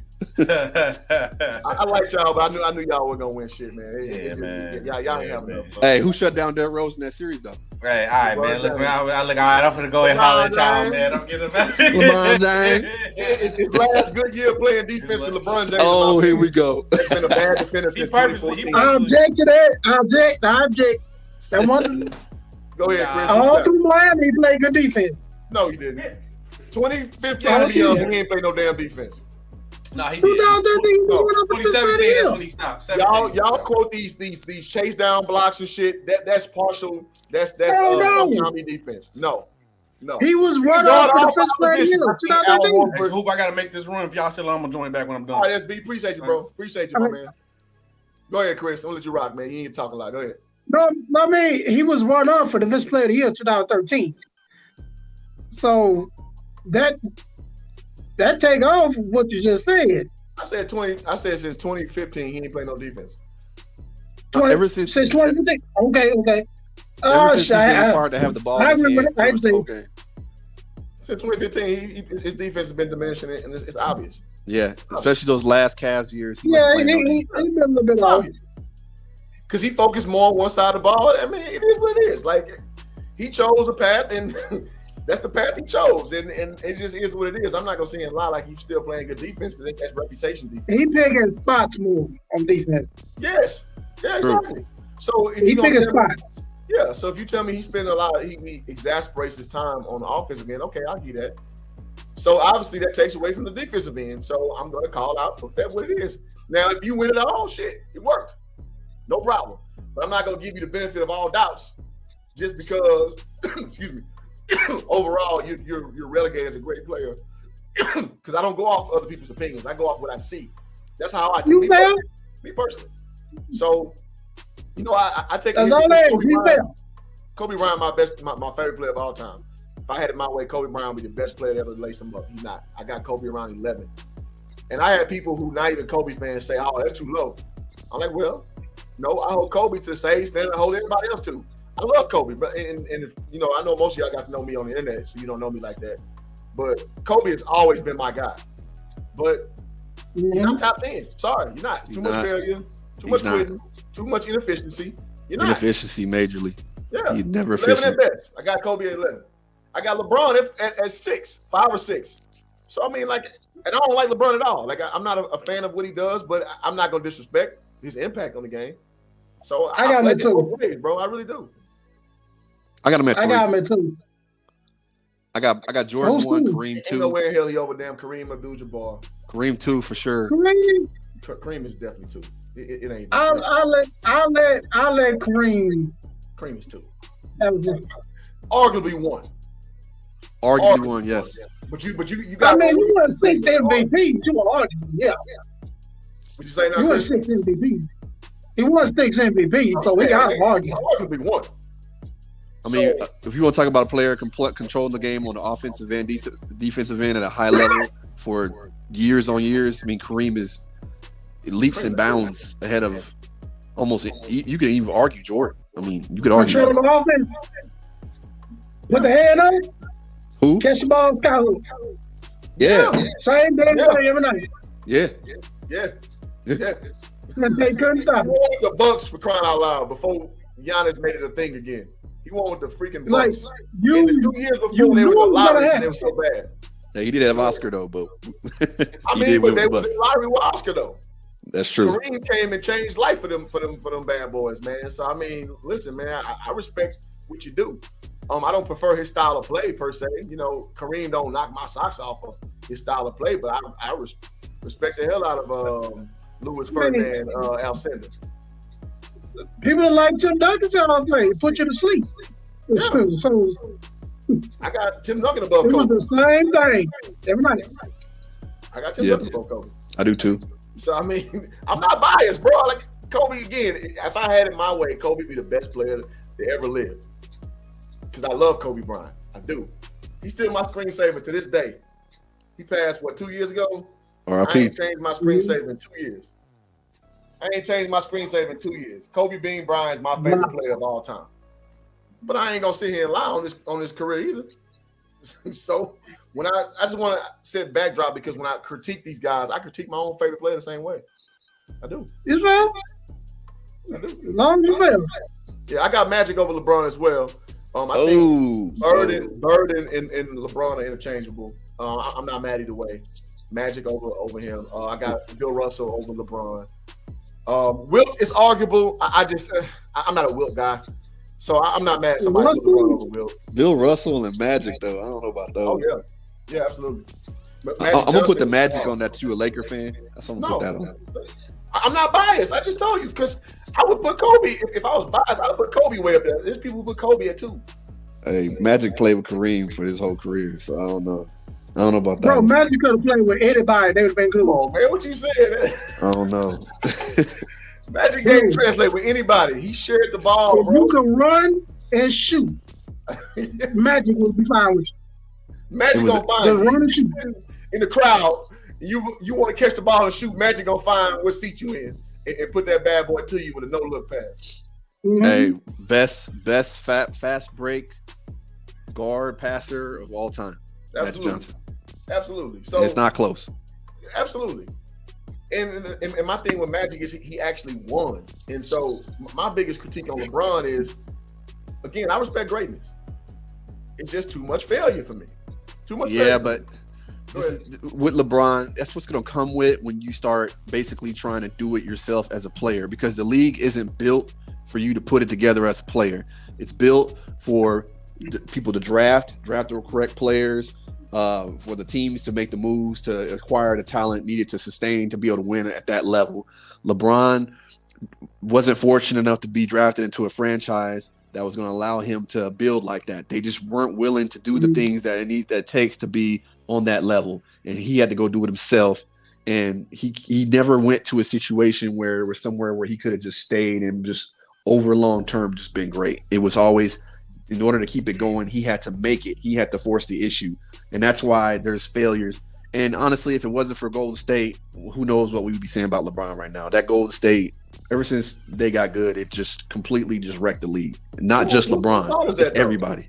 You can't have it again, man. You know what is a common theme about when you argue? You can't have it always. So if you want to go, I think it's more because hold on, Chris. Let me get he was basically. Hold on. You can't have it always. So if you want to go and make your own destiny, I'm all for it, especially black men doing that. On any level, any career level, like I'm all for that. But you chose your path. You chose what to do, and you got to evaluate it as such, because people also say, oh, you never played for a great coach. Well, he's the king of player mobility. You could have went to San Antonio if you so chose. You could have went to LA early if you so chose. I mean, yeah, but you could have went. You had a great coach in Eric Spoelstra on top of all that, right? Yeah, deteriorating team. He probably could have stayed in Miami. To be honest, but he had his own thing. Bro. You get what you get. Nothing's guaranteed. True, but let's be fair. I mean, he's the only guy in history that's really done this. I mean, no one's ever really moved like this many times, been successful upon moving this many times, and been doing it at that level. No one's doing that. You're comparing one against one. I mean, the only other one that you can compare is KD, and when he did it, he made the weakest move in sports history to do it. So I don't. I mean, what are you comparing it against? Though, you know? To me, that's fodder. Like that's not a real take. So what? He decided to do that. So now you basically adjust your opinion based on what he decided to do. Some people mad at him for doing that. I'm not mad at him. Do what you do. You chose. They won a title. You saw it. He won a title in 3 different places. You get what you get, and it's just too much failure for me. It is. Yeah. Steph Curry, man, he ruined it. Oh no! You know what? No, because LeBron did beat Steph Curry. So I'm gonna say Kevin Durant ruined it. He ruined those Cavs teams when the Golden State got put together with KD. Those Cavs teams were great. They were great. But KD on that Warriors team was just, that was a 2K team. That was just, it was broken. It was completely broken, and no one could have beat that team. I think they could. I think that Houston came very close a few times. That was after they won. Don't mind me. That's such a low IQ player again with James Harden, who choking in the end because he plays the basketball one way. He doesn't play defense. He does a step back three it's like it's contrived, right? He go hard left. If he had more nuance to his game, the Rockets could have beat Golden State several times. They were very vulnerable, bro. Vulnerable. We would gave the ball to Clint Capella, we would have won that game. Yeah. Capella was destroying them in the paint. Yeah. Your whole team missed that whole second half, man. They couldn't shoot that whole second half. That game 7, they couldn't shoot. 7 for 44. After 5 best threes in a row, we should be thinking, nah, let's go back inside. Yeah, but you got Mike D'Antoni was your coach, man. What do you expect? That's fair. And James Harden launching. You have to stick with what got you there. James Harden's an idiot. Because once you take away those cheap fouls he got during the regular season, like to your point about your guy being a guy, he couldn't be a guy. He couldn't be a guy when it was half-court basketball required. Nope. That's when Clint Capella started taking playoffs. Because so that was the Rockets' problem, but they were definitely beatable. Because the Rockets were there, they were right there. They just couldn't execute when it mattered, and it's rough, man. To beat that team, you had to shoot lights out, and that's what the Rockets were doing in that series. And Golden State, surprisingly, were missing a lot in that series. They weren't hitting shots. If I believe, I'm getting my years mixed up because I remember there was one year too where I think it was KD was out. I think that was the year after. I want to say the KD was out, and they still lost.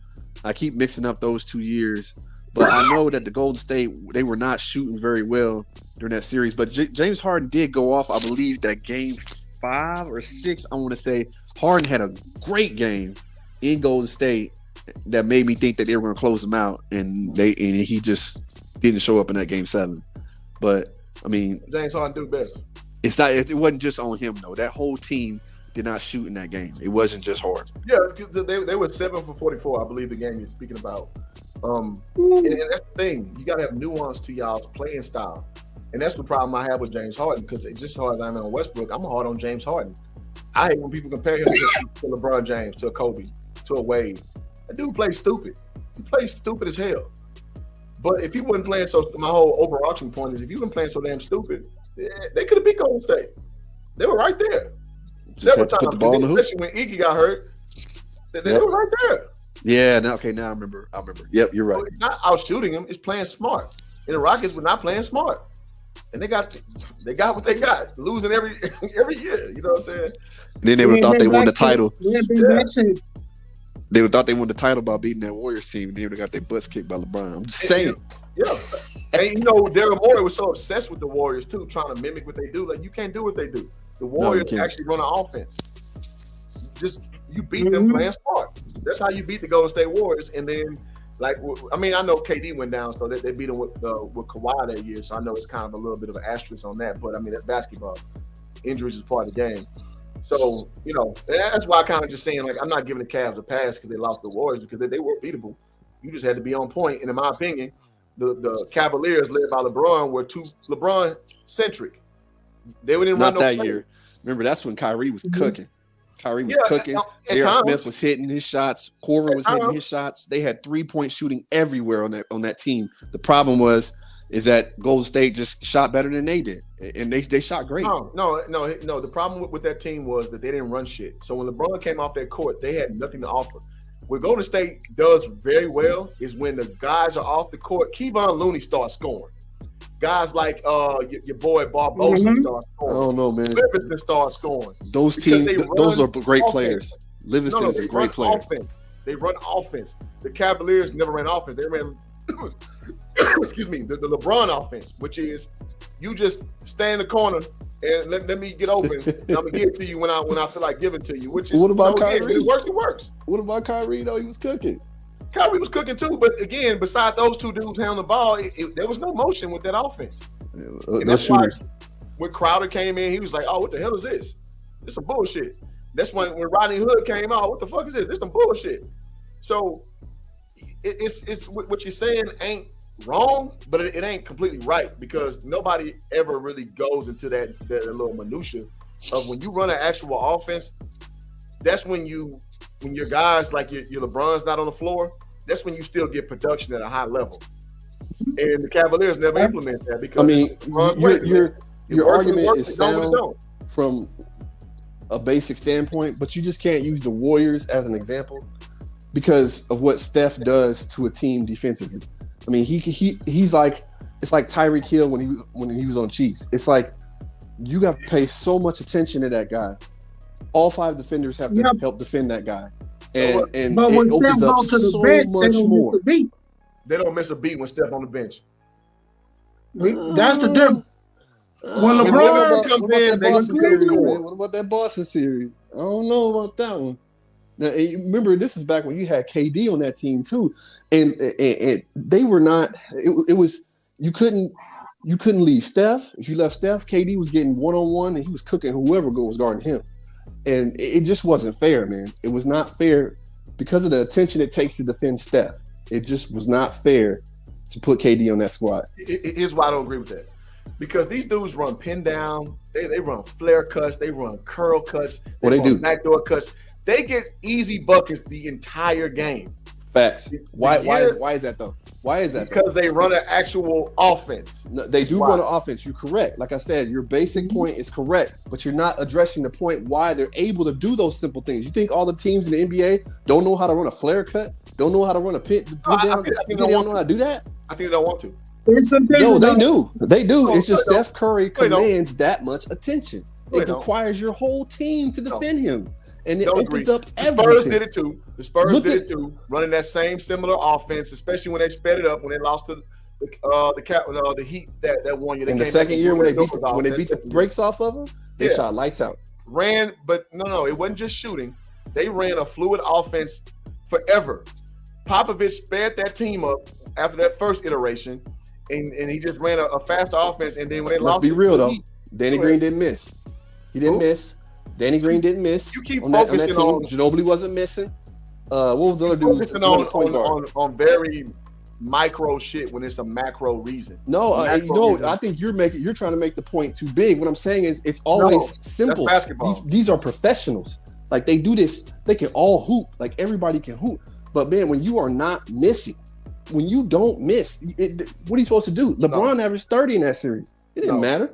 They got shot out of the gym. Yeah, but the thing is, though, you got to execute it. You got to out execute it. You got to make the shot. Is what you got to do. When you execute the offense, you get the ball in the corner. Again, I'm saying you're being too micro.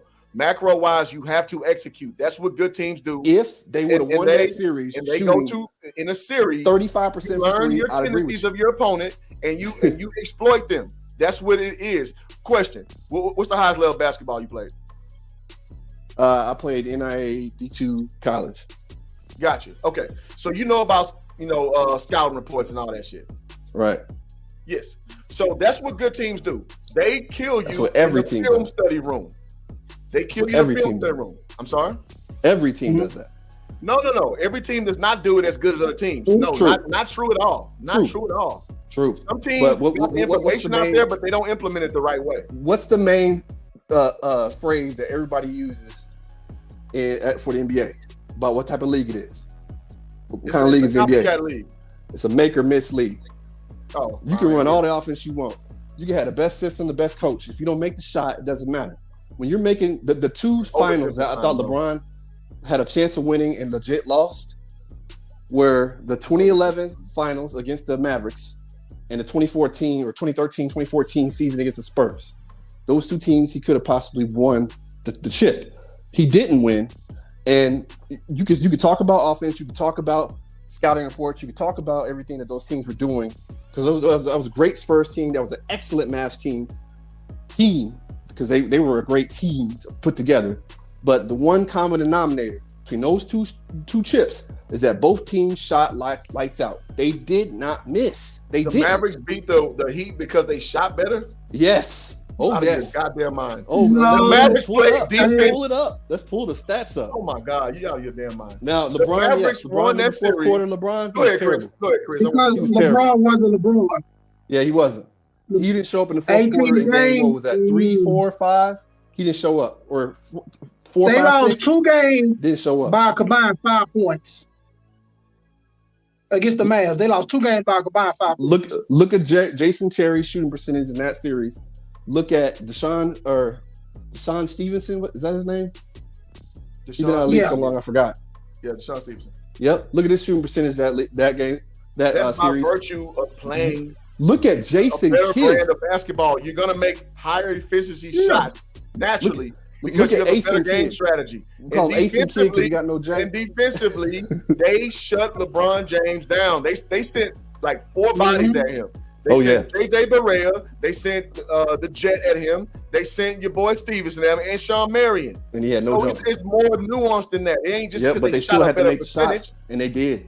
No, look what they did to Kobe Bean Bryant. I noticed that you give no premium to defense. I do. Said this last hour. You give no premium to defense, and that's what good teams do. They shut you down defensively. That's what good teams do. Facts. You ain't lying. But you don't give a premium to that, and I'm telling you, and that's consistent with your argument. So I'm just telling you, man, you might want to look a little more into the defense aspect. That does get you wins, man. Especially if they weren't shooting, if they were all shooting over 40%, they don't win that series. They don't. Their tendencies. Go ahead. They don't win those series without shooting over 40% from 3. They don't. They don't win it without playing defense and having a game strategy. True that too, but it's a lot more about coaching as far as your defense than it is about just making that shot. Man, you got to make the shot. That's my point. You got to buy in to be. It don't matter who your coach. You got to buy into the shit. You got to buy in just to be on the squad. To make it that far, to be a championship team, you got to be bought in. You got that far. Sometimes it's like, okay, with the Warriors and Cavs, there were plenty. I'm gonna tell you, this is one of the reasons why the Cavs didn't win. There were plenty of instances where LeBron go to the bench, they up 4. Soon as he come off the bench, all of a sudden they down 6. So that little Spurs like that, you can hold the lead. Facts. But when Steph Curry go to the bench, the Warriors like, we got you. Hold on to that lead. So as soon as you get back in, you ain't gotta be like, damn, we gotta get the lead back. Better team, better coaching. That's the difference sometimes to the championship team and the contender. Thank you. Because it's not about. Can you hold the lead when a star player go out? It's because your system. If your system can still be succinct and your system is still tight, it doesn't matter if your stars go to the bench because they can afford to because you're gonna run your shit. Right, and I'm not disagreeing with that Cavaliers is there was nothing to run when LeBron James or Kyrie Irving was not on the floor. They turned sour when LeBron hit that bench. It was nothing to run. That's the problem. I will agree with that. I will agree with that because I mean I did watch them to microcosm during that time. I will say that that is true, but that's not a knock on their team. They were still a great team. They just weren't built like that Warriors team was from a coaching standpoint. But even after that, the Cavs were still good enough to beat them the year before, of course. But the whole point I was making was once you added KD to that team, it didn't matter. That team was already great. They were already doing the things you're saying now the year before. Agreed. The 2 years before. You add KD to that, done. Agreed. No point to play the games. But you still can out-execute a team like that. They just weren't even equipped to do that on no level. That's why they got their doors blown off for 2 years in the finals. That's why the Lakers in 2020 won the title. Because if you watch the Lakers, when LeBron went to the bench, hey, Rondo over there. Rondo's gonna run the offense to perfection. So it's like, okay, LeBron, get your rest. They didn't miss no beat. Also, what did Rondo also do in that series? What did Rondo also do that playoff run? What did he do as well? What did he do? He made his shots. Got him a contract out of that too because he was making his shots. I'm not letting you get away with this. League. I ain't letting you do this. No, sir. He did. Of course, it's making shots in basketball. That's the most fundamental thing you can say. Bruh. But their entry. KCP had a couple games where he was just raining. There are idiosyncrasies to basketball that makes basketball. So I'm not going to let you oversimplify. Okay. Answer this question. Answer this question. And I'll leave it alone. I will leave it alone after that.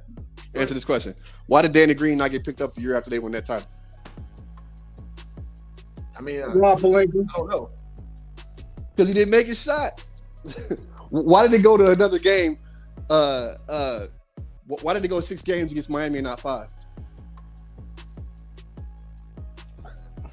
Okay. Danny Green had wide open shots. And that's one aspect of a team dynamic. I'm just saying, it's a make or miss league. If you make the shots, you win. If you miss the shots, you lose. It's that simple. No, bro. How you get there is how you get there. Idiosyncrasy to one element of the game. So, all right. He didn't get picked up because he didn't make shots. All right. He didn't make shots. That's not the determining factor of a series. There's guys who make shots and you still lose because your team dynamic is not intact. That's what I'm saying. I mean, and I agree with you. I'm not disagreeing with that statement. What I'm saying is that you can have a great team dynamic and you can have a great offense and you can have a great team that plays great defense. But when it comes down to it, you got to score more points than your opponent. If you run the offense to perfection and your shooter gets the ball in the corner wide open, he still has to make the shot. No, bro. It's like, so I'm in sales. That's like saying, so if you want to be successful in sales, you got to sell. Of course, you got to sell, but there's nuance to selling. You have to right. You have to mirror and match. You have to be a person that they want to buy from. But you can just step back and say, well, the store did well because they sold a lot of beds. They sold a lot of computers. Yeah, hey, there's more ways to get to the goal. There's nuance to it, bro.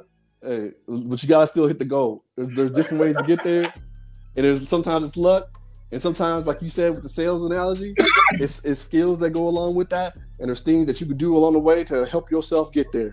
But at the end of the day, it's all about the results, baby. You know, and you know what? I like your opinion. You know, I don't agree with it at all. Because it's good pushback. It asks for good conversation, and I'm glad that you actually played. So you're speaking from experience, because I want to know. Because sometimes I want to know who I'm talking to. Because sometimes I talk to people who ain't picked up a ball since 8th grade. Right. I'm like, well, okay, let me explain to you how this is. So again, I appreciate your perspective. I really do, even though I don't agree with it at all. Right. I think it's good for conversation, though. You know what I mean? Like, I'm with it. It's always good. I'm always with the agree to disagree argument, and I always like how you come with. I like how you come with actual facts and reasons for your argument. So, that's why half the time I can't disagree with you from the basis of your argument, because you're right. You're right in a lot of things you say.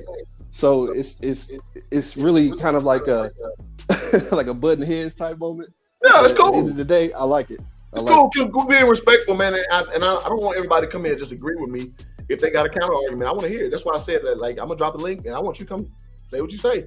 I ain't gonna disrespect you. I ain't gonna cuss you out because you know how I get on YouTube sometimes. I get a little goofy.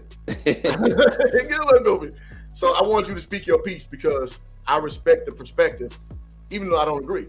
And that's okay. That's cool. It's okay. Yeah. But I appreciate you giving me the platform to come on here and just talk what I talk. I talk the same stuff to my friends all the time around here. That's cool, and bro. They pretty much say a lot of different things, but I appreciate you to give me the platform, and I gotta get off here so I can get some work done before I go home. Get some work done, bro. But hey, I definitely appreciate y'all letting me on and keep doing what you're doing. I'm definitely gonna be watching and listening. All right, Brendan, I appreciate you coming up, bro. I really do. Seriously. No problem, man. Thanks for having me. Absolutely. Hey, y'all take it easy. Peace, man. All right, what you got for us, Chris, man, as we close out the show? I'm just ready for the season start. You just who? Ready for the season start too. Yeah, same here.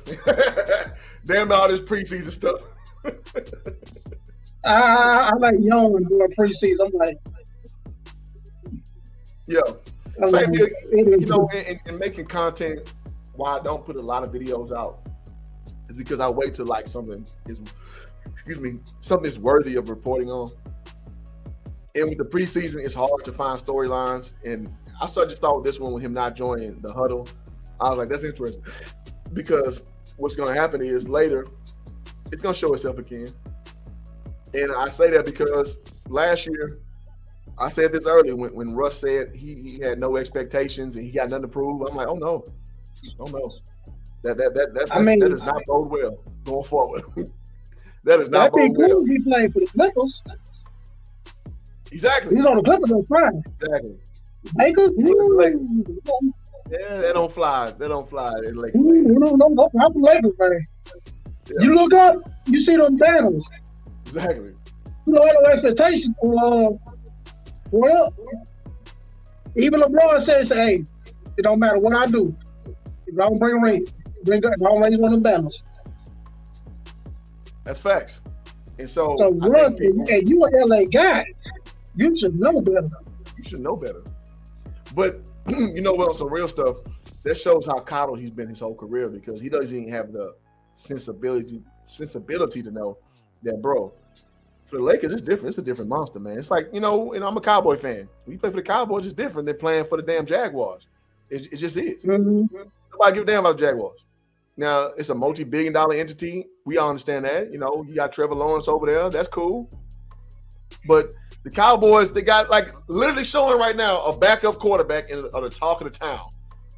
It is what it is. Mm-hmm. The expectation is different on a different franchise. And so since we understand that, when Russ came in with that energy, I was like, oh no. It's not going to work. Yeah, I think the only reason why Russ ain't gone because they don't want to use that first round pick. You know what? And at this point, we've already went to hell with the what we've chosen the path of how to build this team. You know what I'm saying? It's just we all at where we at. You know what I'm saying? And it's not the most ideal situation. It's messed up in a lot of ways, but we all where we at. So if a first round draft pick that takes us down with I think 2026, man, do it because this dude is not gonna help us get nowhere, man. And it's painfully obvious. Now the fact you talking about you bring him off the bench now, like we should have got rid of him a year ago. Hey man, if somebody is willing to take him off our hands, let it go. LIG it. Let it go. Yeah, you got a $47 million guy off the bench. Where they do that at? Where they do that at, Chris? That's a lot. I don't know what they do that at. That's a lot of money. That's an expensive bench player. Pay him all that. Go to my boy Flight Sports TV, man. Y'all go subscribe to my boy. But off the bench for who? Schroeder? Huh? For who? Schroeder? Patrick Beverly? Exactly. You just picked him up like 16 hours ago. And now you're going to put Westbrook off the bench. That tell you everything you know, bro. Dennis Schroeder's going to be starting. I would start him. I would start him over Westbrook in a heartbeat. I would. If Buddy Hill, Miles Turner off the table, you gotta make that deal. Mm-hmm. Yeah. Hey, if I gotta add a draft pick, so be it. So be it. Mm-hmm. If you telling me LeBron James has this closing window, so be it. So be it. Do what you gotta do. Then lean on your friendships as a GM later and try to get another draft pick. In some years coming for some cash considerations or what have you. But if you're telling me LeBron got to win right now, Westbrook ain't gonna help you do it. I'm sorry. He is who he is. He decided to be who he is, and he's not gonna change. This is what Westbrook does. Yeah, I'm the biggest Russ fan, but this ain't ideal situation. Good for you, because I'm not. So I just call Westbrook for what I see him as. And he, to me, is a selfish player. He has extremely low basketball IQ. And now you come into a situation where you got 2 point guards they brought in. This is how much they think of you. They brought in 2 more point guards to potentially play over you.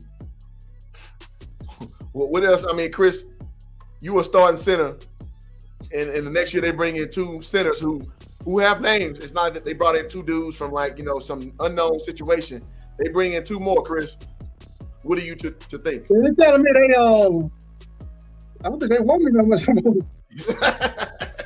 They ready to get rid of your ass, and that's that's what's going on with the Lakers. So again, with chemistry, who knows?